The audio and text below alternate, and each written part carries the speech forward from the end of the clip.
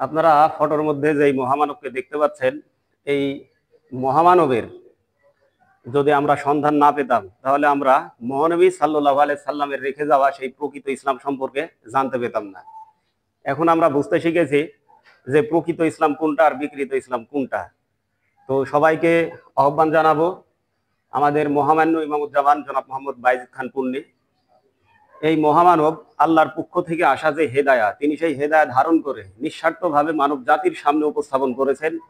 সেই হেদায়া যদি মানব জাতি গ্রহণ করে তাহলে অবশ্যই বর্তমানে যে যুদ্ধ রক্তপাত চলছে, মারামারি কাটাকাটি ছিনতাই খুন গুম ধর্ষণ চলছে, এগুলো অবশ্যই বন্ধ হবে।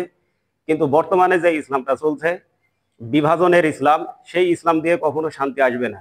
তাই এই মহামানব তিনি মানব জাতির সামনে উপস্থাপন করছেন যে আপনারা সব ভেদাভেদ ভুলে আসুন, আমরা তাওহীদের পথে ঐক্যবদ্ধ হই। তাই আমরা সবাই মিলে এই মহামানবের ডাকে সাড়া দিয়ে সেই হেদায়েতের পথে আমরা ঐক্যবদ্ধ হয়েছি। সবাইকে আল্লাহ হাফেজ, সালামু আলাইকুম ওয়া রাহমাতুল্লাহ।